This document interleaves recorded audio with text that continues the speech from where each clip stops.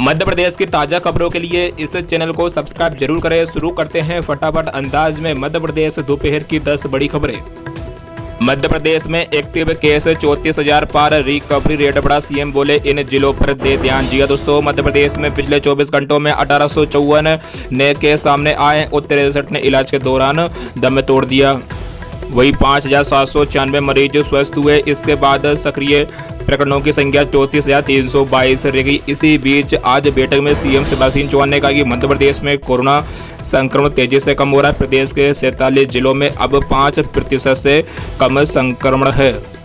जी हाँ दोस्तों, सीएम शिवराज सिंह चौहान ने बताया कि मध्य प्रदेश के 3 जिलों में 100 से अधिक नए प्रकरण आए हैं। इंदौर में 526, भोपाल में 389 तथा जबलपुर में 103 नए प्रकरण आए हैं। प्रदेश के 5 जिलों की साप्ताहिक पॉजिटिविटी 5% से अधिक आई है।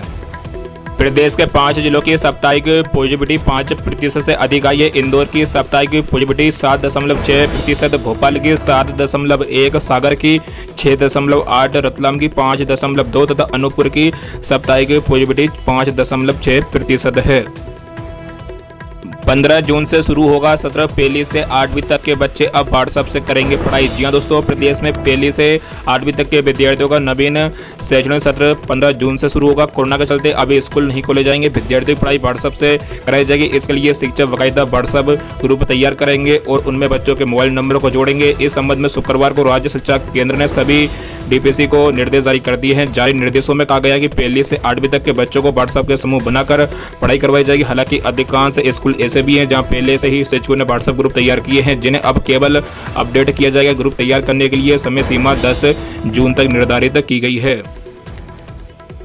स्कूल कॉलेज खोलने के लिए मंत्री समूह का गठन। जी हां दोस्तों, मध्य प्रदेश में कोरोना संक्रमण अब काबू में आ गया है, लेकिन तीसरी लहर की संभावना को देखते हुए सरकार ने 1 जून से धीरे धीरे अनलॉक करने की तैयारी कर ली है। इसके लिए गृह मंत्री डॉक्टर नरोत्तम मिश्रा की अध्यक्षता में मंत्रियों के समूह ने सरकार को अनुशंसा की है। स्कूल कॉलेज व कोचिंग सेंटर खोलने के लिए मंत्री समूह का गठन किया गया। ये समूह जल्दी बैठक कर इस अपनी सिफारिशें सरकार को देगा।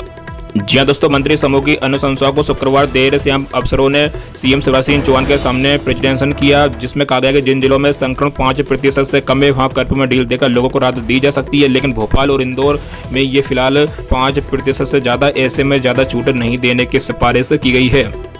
जी हाँ दोस्तों, मंत्रालय सूत्रों ने कहा कि होटल व रेस्टोरेंट फिलहाल बंद रखने की अनुशंसा की गई है। इसके अलावा अन्य ऐसे स्थान जहां भीड़ ज्यादा होगी उन्हें भी नहीं खोला जाएगा। शादी कार्यक्रम में शामिल होने वालों की संख्या कितनी होगी ये मंत्री समूह की सिफारिश में नहीं है, लेकिन ऐसा माना जा रहा है कि दोनों पक्षों के 20-20 लोगों को शामिल होने की अनुमति दी जाएगी। जी हाँ दोस्तों, सरकार अनलॉक की गाइडलाइन शनिवार देर शाम तक जिलों को भेज देगी। ये गाइडलाइन 1 जून से 15 जून तक लागू रहेगी। मुख्यमंत्री ने कहा कि 15 जून के बाद फिर से समीक्षा कर नई गाइडलाइन जारी की जाएगी। कोरोना के चलते जेब पर पड़ा बोझ, आम आदमी का खर्च 20% बढ़ा। जी हाँ दोस्तों, कोरोना संक्रमण की रोकथाम के लिए लगे कोरोना कर्फ्यू से लोगों का काम धंधा चौपट हो गया। बढ़ती महंगाई ने भी लोगों के सामने 2 वक्त की रोटी का संकट खड़ा कर दिया। कर्फ्यू के दौरान आटा, दाल, तेल के दाम बेतहाशा बढ़ गए। इससे आम आदमी को अपनी जरूरतें पूरी करने के लिए जेब से ज्यादा खर्च करना पड़ रहा है। 2 से 3 महीनों में उसके खर्च में करीब 20% की बढ़ोतरी हो गई है। जहां एक आम आदमी का परिवार को मासिक जरूरत के हिसाब से 2 माह पहले करीब 5,000 रुपये का बिल बन रहा था, अब महंगाई के बीच वही बिल 6 से 7 हज़ार के आसपास पहुंच रहा है। समस्या इसलिए गंभीर है कि महामारी के दौर में बहुत से लोगों का रोजगार छूट चुका है। जी हाँ दोस्तों, अगर दाल की बात करें तो बीते 15 दिन में इसमें बड़ा इजाफा देखने को मिल रहा है। अरहर की दाल करीब 100 रुपये प्रति किलोग्राम थी, वो आज 150 रुपये बिक रही। इसी प्रकार उड़द की दाल का भाव बीते 15 दिन में 115 रुपये से बढ़कर 170 रुपये प्रति किलोग्राम तक पहुंच गई। मसूर की दाल का भाव 70 रुपये प्रति किलोग्राम से बढ़कर अब 90 रुपये प्रति किलोग्राम तक पहुंच गया है। पीएम के तौर पर मोदी के 7 साल पूरे होने पर आज रक्तदान करेंगे किसान। जी हाँ दोस्तों, प्रधानमंत्री के तौर पर नरेंद्र मोदी के 7 साल पूरे करने पर भाजपा 29 मई को मध्य प्रदेश में कई आयोजन करने जा रही है। पार्टी अध्यक्ष जेपी नड्डा के आह्वान पर पार्टी के कार्यकर्ता सेवा कार्य में जुटेंगे। मोदी के 7 साल पूरे होने पर पूरे प्रदेश के किसान रक्तदान करेंगे। ये कार्य भाजपा किसान मोर्चा की ओर से जिला केंद्रों पर लगाए जाने वाले रक्तदान शिविर के जरिए होगा। राजधानी भोपाल में भी रक्तदान शिविर का आयोजन किया जाएगा, जिसका शुभारंभ प्रदेश भाजपा अध्यक्ष बीडी शर्मा करेंगे। मोदी ने दूसरी बार 30 मई 2019 को प्रधानमंत्री पद की शपथ ली थी। पंडित जवाहरलाल नेहरू और इंदिरा गांधी के बाद लगातार 7 साल तक प्रधानमंत्री रहने वाले मोदी देश के तीसरे राजनेता हैं। जी हाँ दोस्तों, भाजपा किसान मोर्चा 29 और 30 मई को कार्यक्रम आयोजित करेगा। शनिवार को सभी जिलों में रक्तदान शिविर आयोजित होंगे। शिविर में किसान रक्तदान करेंगे। 30 मई को कोरोना महामारी के प्रति किसानों को जागरूक करने और टीकाकरण के लिए प्रोत्साहित करने का अभियान चलाया जाएगा। बैतूल पहुंचे प्रदेश के उच्च शिक्षा मंत्री डॉक्टर मोहन यादव। जी हाँ दोस्तों, आप सभी को बता दें, मध्य प्रदेश के उच्च शिक्षा मंत्री डॉक्टर मोहन यादव शुक्रवार को बैतूल पहुंचे, जहां उन्होंने कलेक्टर और एसपी से चर्चा की और पीपी किट पहनकर भेजे कोविड सेंटर का परीक्षण भी किया, साथ ही जरूरी दिशा निर्देश भी दिए। जी हाँ दोस्तों, उच्च शिक्षा मंत्री ने बताया कि आने वाले जून जुलाई माह में यूजी और पीजी की परीक्षाएं प्रस्तावित है। ये परीक्षा ओपन बुक से आयोजित कराने की योजना है। उन्होंने विद्यार्थियों से अपील करते हुए कहा कि वे अपनी उत्तर पुस्तिका नजदीकी कलेक्शन केंद्र में जमा करें, जिससे कॉलेज में अनावश्यक भीड़ होने से बचा जा सके। विद्यार्थियों को कोई जनहानि न हो, ये हमारी प्राथमिकता है। जी दोस्तों, इसके साथ ही उन्होंने कहा कि बैतूल के शासकीय कॉलेजों के छिंदवाड़ा यूनिवर्सिटी से समृद्ध होने से विद्यार्थियों को कठिनाई सामने आने की बात संज्ञान में आई है, जिसका निराकरण करने का प्रयास किया जा रहा है। भविष्य में बैतूल को अटल बिहारी वाजपेयी और भोज विश्वविद्यालय से जोड़ने की बात कही। कमलनाथ के बयान पर बवाल, भड़की बीजेपी। नरोत्तम मिश्रा बोले, माफ नहीं करेगा देश। जी हाँ दोस्तों, आप सभी को बता दें, इन दिनों पूर्व मुख्यमंत्री कमलनाथ मध्य प्रदेश की राजनीतिक का केंद्र बने हुए आए दिन उनके विवादित बयान मीडिया में सुर्खियों बटोर रहे हैं। अब सतना के मेहर में उनके द्वारा दिए गए बयान भारत महान नहीं भारत बदनाम है पर सियासी बवाल मच गया। जी दोस्तों, गृह मंत्री नरोत्तम मिश्रा ने निशाना साधते हुए कहा कि राजनीति में किसी भी व्यक्तिगत या किसी पार्टी की सरकार की आलोचना करना बुरी बात नहीं है, लेकिन दुनिया में जिस एकमात्र देश भारत को मां का दर्जा दिया जाता है, कमलनाथ उससे बदनाम करने से नहीं चूक रहे।